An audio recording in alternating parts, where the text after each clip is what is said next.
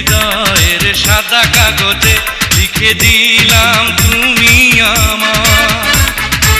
এই কথা জেনে যাকে পৃথিবী, তুমি আমার আমি তোমার।